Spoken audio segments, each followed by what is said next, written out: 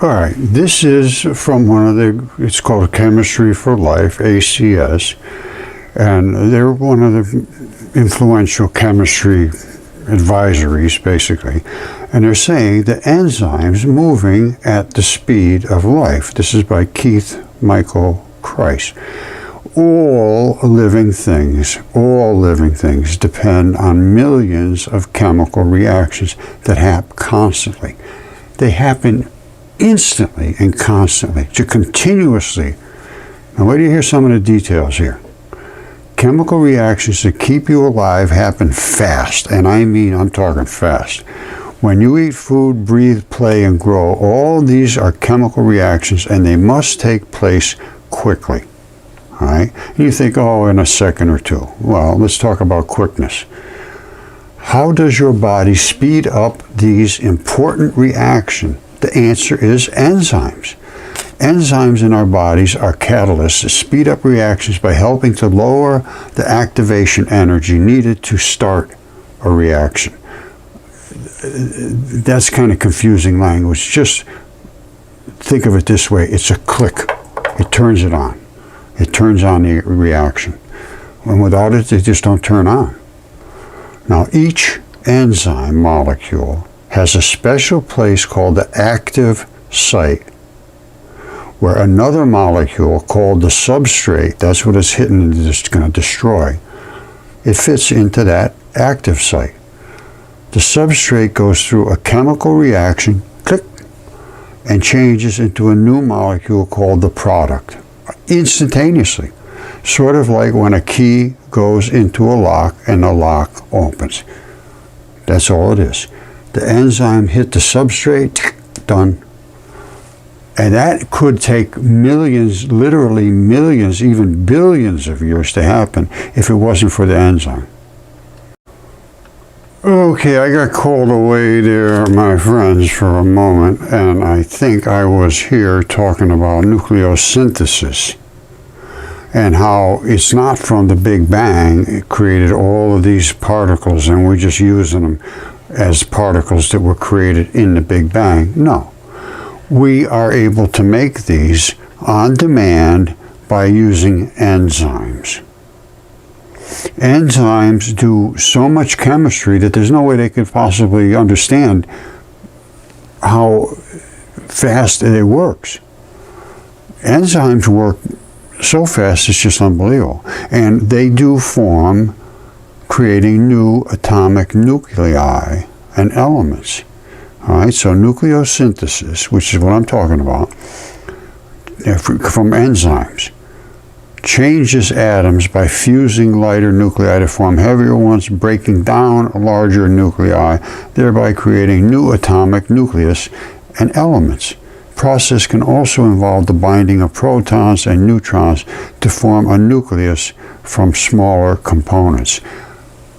Enzymes break things down and they build things up. They're called enzymes when they destruct things, and then normally they would call them proteins, the same sort of thing, but they build things. And this is how nucleosynthesis changes atoms, fusion. All right, they bind them together. Fission, they can break things apart, rip them apart, just like I said. Binding, nucleosynthesis can create new nuclei by binding protons and neutrons together. That's what they say. I say they're just more than dipole electrons. They say this happened in a very early universe. No, it's happening every day. Inside your body, whatever your body requires, if you have the correct enzyme, it'll break something down and build it back up for whatever you need. And they can go up to metals and all kinds of stuff. It doesn't have to make things break down and decay. You can have isotopes moving up the atomic chain. And when you have processes of chemical interactions so fast as enzymes do it, you can go right up the atomic chart, I would believe, and create all kinds of things. But this is all biological. I'm talking neutron capture, element change, yes. Changing the atoms, new nuclei, yes. Energy release, probably. They're talking about stars. Well, we need energy too. And all of this stuff is, they understand nucleosynthesis changes atoms. This happens in us because of enzymes. Now listen to this. Each cell in your body, and you have trillions, which I do too, and inside of each single cell, listen to this, since most reactions in your body's cells, the reactions in those cells need special enzymes to do that chemistry. Each cell, each single cell in your body contains thousands, even more than that, of different enzymes. Actually millions in a single cell. They're called ribosomes. And when those ribosomes open up, the enzyme pops out. Enzymes let chemical reactions in the body happen millions of times faster than without the enzyme, because the enzymes are not part of the product. They can be used again and again and again. How efficient? Yes, extremely efficient. Now it comes down to the point of where they're most effective. Food rots at a certain temperature. Why? The enzymes turn on. The bacteria turns on to squirt out the enzymes below a certain temperature. And that's why you see this here. Enzymes activity measures how fast an enzyme can change a substrate into a product. How fast does it work? Well, changes in temperature or acidity can make enzyme reactions go faster or slower, or basically stop them. Enzymes work best under certain conditions, and enzyme activity will slow down if the conditions are not ideal. That's why in extremely cold climates, things don't grow, because the enzymes are not turned on. They're not at the right temperature. So for example, in your body or my body, normal body temperature 98.6. But if you have a fever and your temperature goes above 104 in Fahrenheit, some enzymes in your body stop working. They just stop. And you get sick. Because the enzyme can't do its job. And that's from is bacteria. When you do not get any enzymes if you do not have the bacteria to produce the enzyme. Simple as that. All right. Now, there are also enzymes in your stomach that speed up the breakdown of foods you eat, but they are only active when they are in your stomach acid. Each enzyme has a set of conditions where they work best, depending on where they act and what they do. Most enzymes are going to be destroyed in your stomach acid, but certain enzymes, that's where they want to be lived. That's where they want to live. Now it says, what happens if an enzyme is missing or doesn't work the way it's supposed to? One example is phenylketonuria, or PKU, a rare inherited disease, which means your genes have a little code that isn't right in them, basically. Think of it that way. An inherited disease. So you're getting the same DNA and it's got a little glitch in the code. The body lacks the enzyme to process proteins. Because of this, toxic molecules can build up, and if they travel to the brain, they can cause severe intellectual disabilities. Infants are tested for this disease, and if they have it, they need to go on a special diet for life. Well,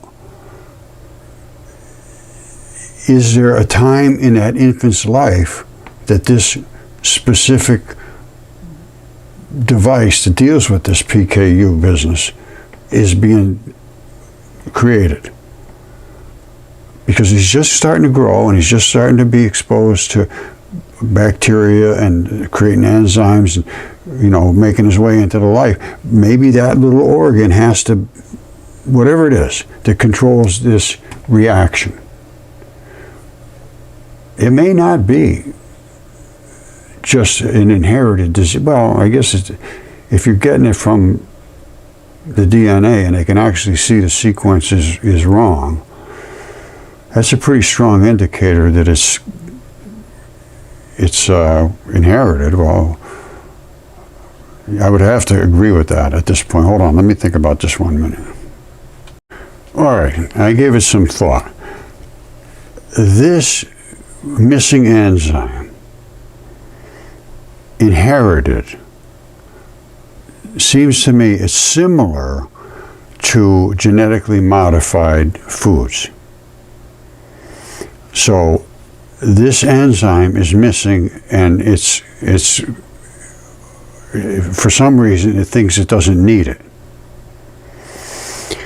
Now, genetically modified foods have some genetic change that says, I don't care about this chitinate pathway, which was the thing that kills other weeds and so forth, because they have to have that, and so do our bacteria. So anyway, the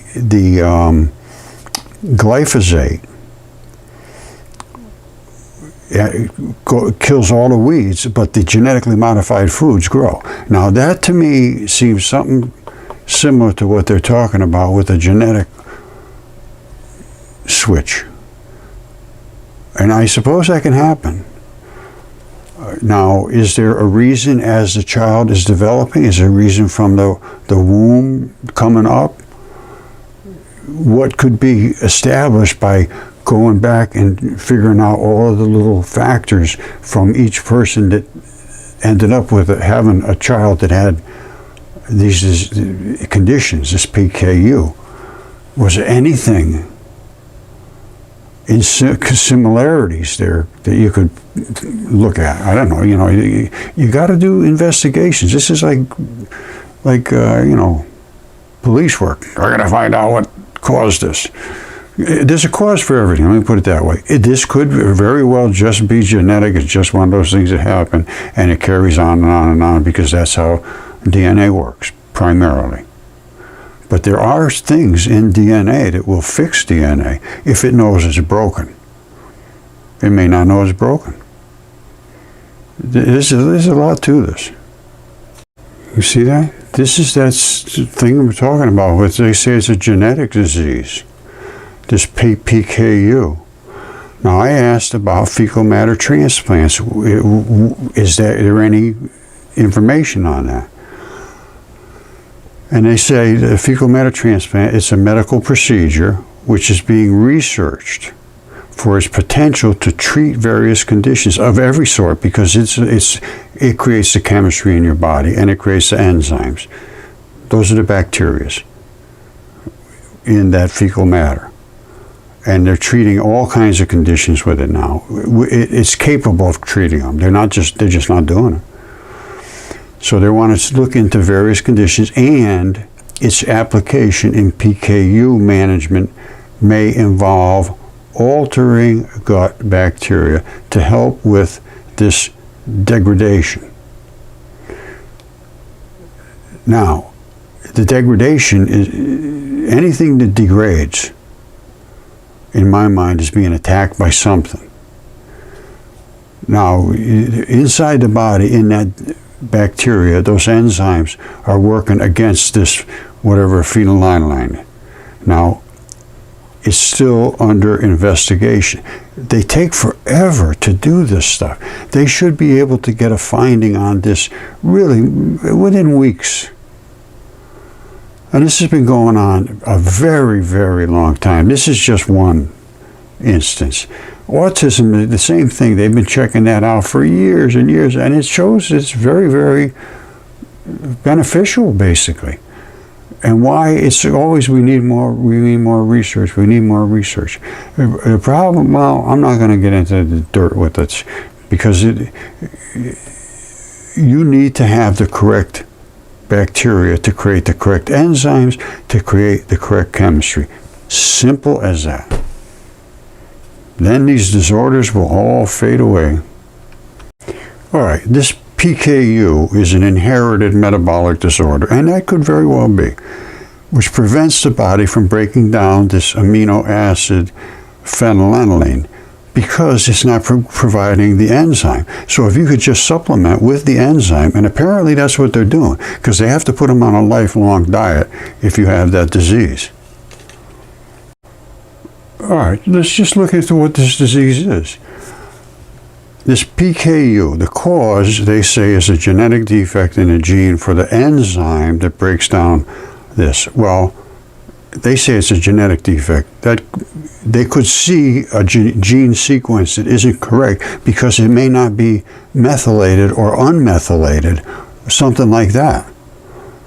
It may have a scrambled looking code, so they think it's defective, but it's because the bacteria that's supposed to make an enzyme that makes that thing effective isn't working. But the bottom line is you don't have an enzyme. An enzyme is produced by a bacteria. The mechanism, without that necessary enzyme, this accumulates to harmful levels, particularly affecting brain development. All right, more than likely it's got something to do with the coating of the fibers, the melanin. There's a bunch of different little, I call them Slurpees, small leucine-rich proteins, but I guess anyway, just think of it this way, they're coatings. They're like insulations between the wires. Now, if you don't have that stuff, it affects your brain. Now, what is the conditions, the symptoms? A musty odor in the breath, skin, or urine, skin rashes, severe neurological problems, seizures, delayed development, intellectual disability if left untreated. Now, they're talking about infants. Now, diagnosis. Newborn screening programs can identify PKU early. So they know they're not getting the right nutrition. What do?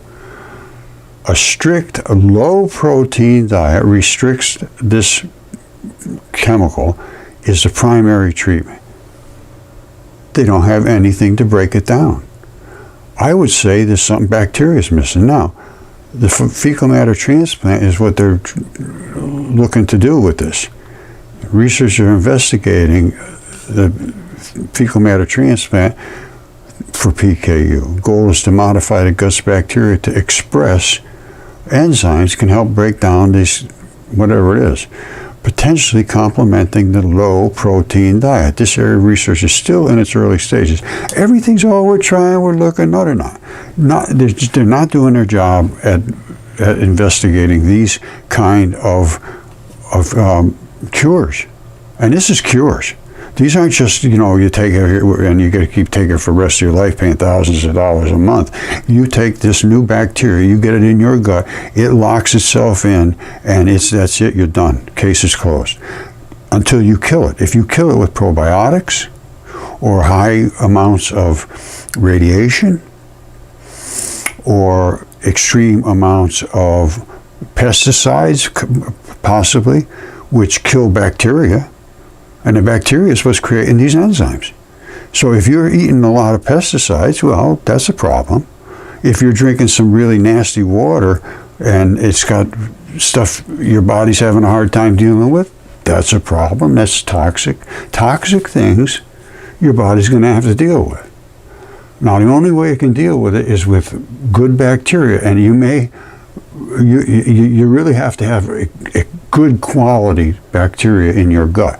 And they're talking about now, we're worried it may not grow in the right place. Well, I'm going to tell you something. The body knows where to put the specific bacteria. It has factories that are built in. We call them organs. These little organs are there as housing factories for bacteria. The organs don't do anything.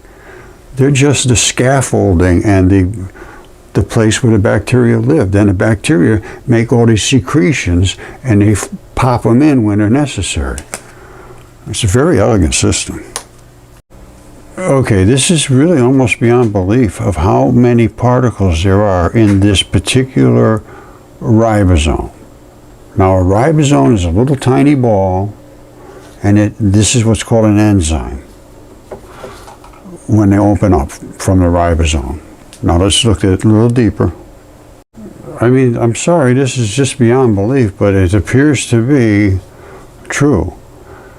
A single human cell, one tiny cell, of which you have trillions and trillions, which I do too, can contain millions of those ribosomes, which I just showed you, with some estimates suggesting as many as 10 million in a rapidly growing cell. As the cell grows, it needs all of these enzymes. Once you're fully established and growing, you still need them.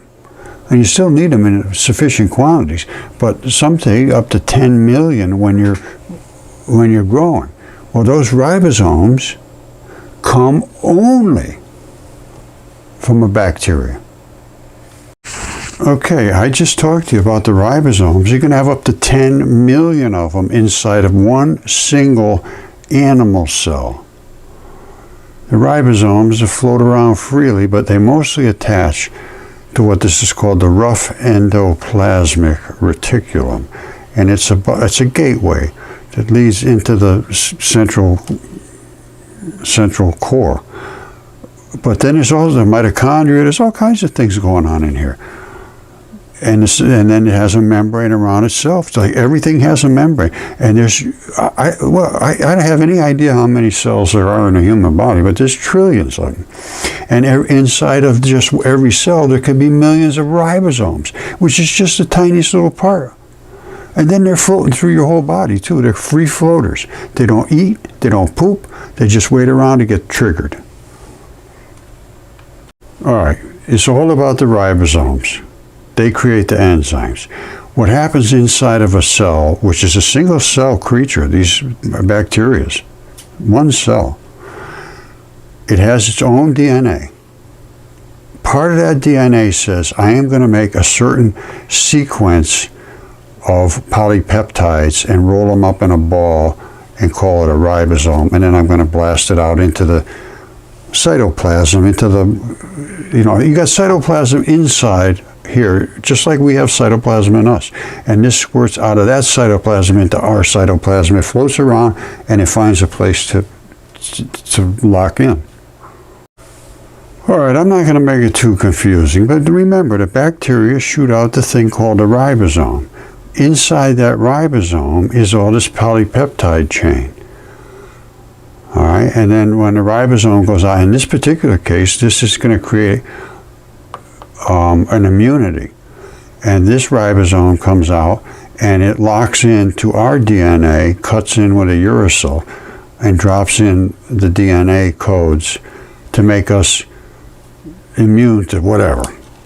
All right, that's one type of the way it works. The other type of the way it works is they come in and they create a ribosome which floats around through the body.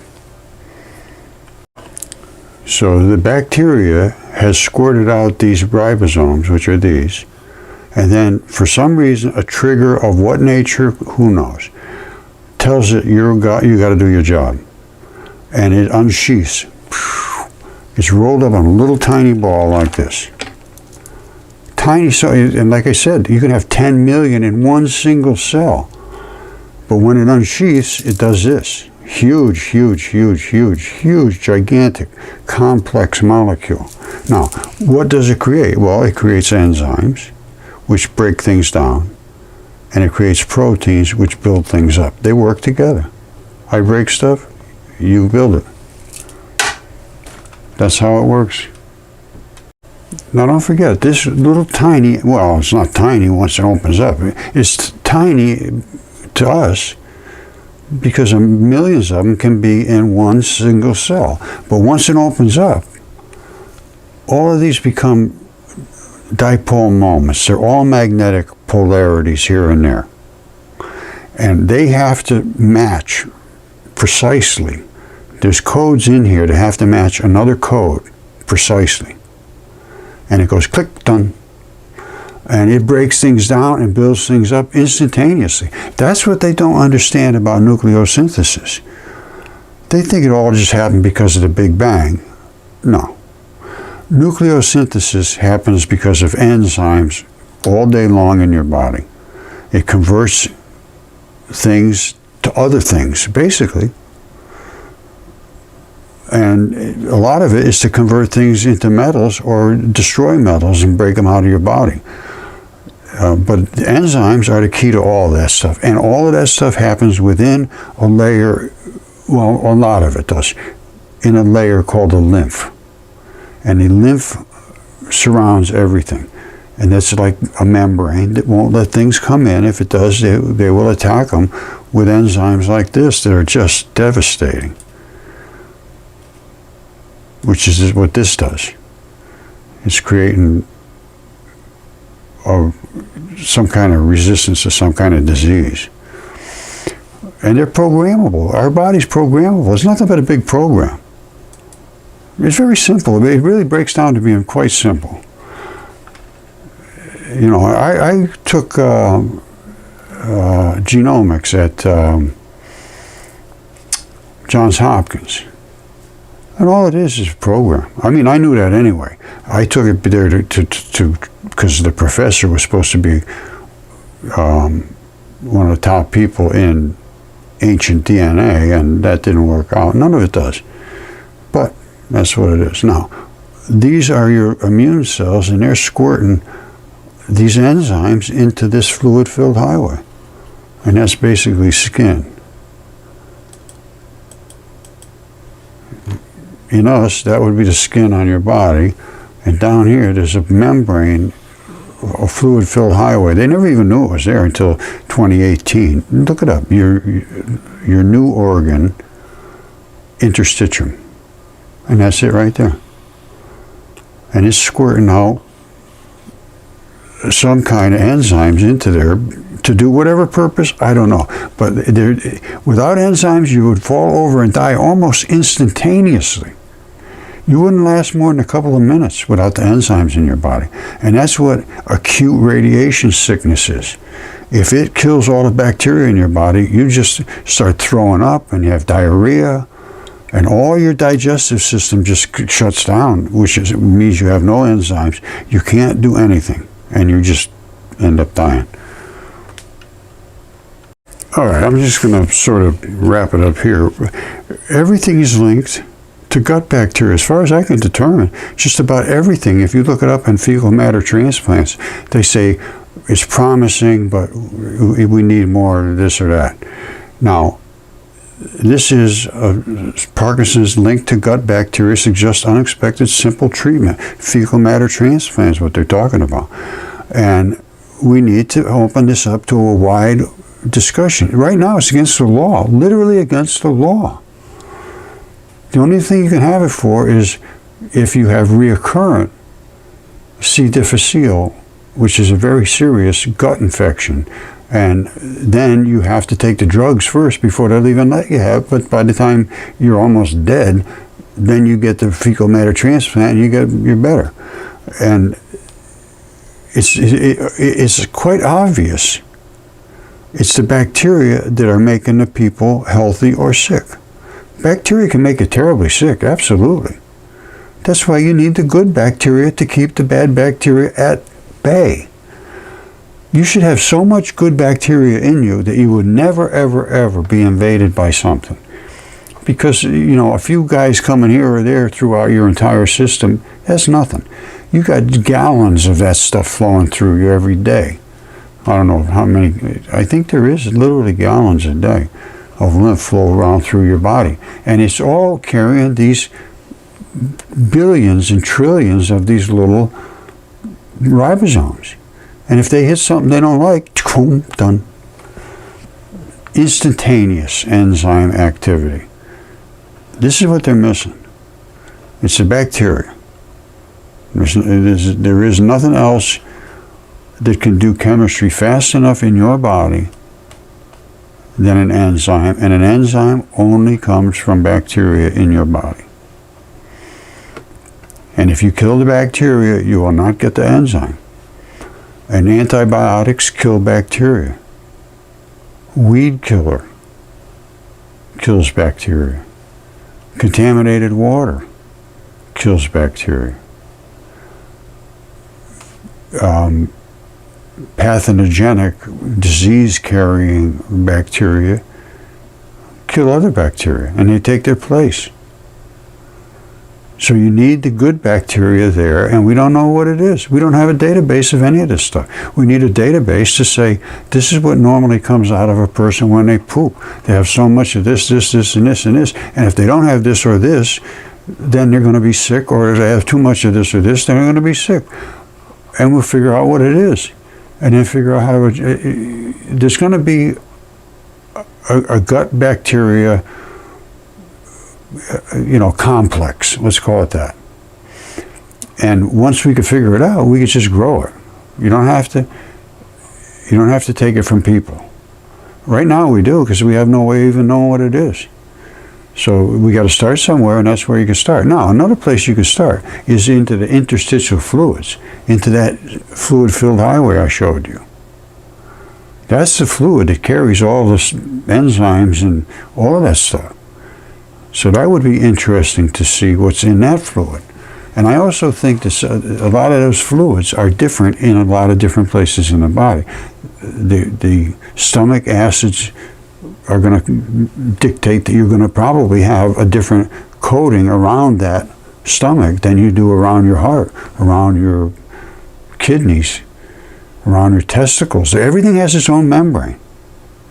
And I think now all those membranes somehow control chemistry that surrounds them, somehow. I don't know what, but I have been looking into that. I've been talking with an autopsy guy, and he agrees. He says, yeah, it's almost certain that they're going to be different chemistry. Now, I don't think they've ever tested that, to my knowledge. Maybe they have. If you know of anything like that, let me know. But anyway, we need to get down to the bowels of the beast and get the gut straightened out and make sure you're producing the right chemistry, which means the right ribosomes is the right enzymes to do the right work in your body. Clean it up, provide it with nutrition, break things down, build things up, all done by that thing. Hippocrates knew this thousands of years ago. All disease starts in the gut. So I'm just going to keep knocking these things out until somebody starts to pay attention. And they're starting. I see it's coming around. But slowly. Anyway, thank you, my good friends. I love you all.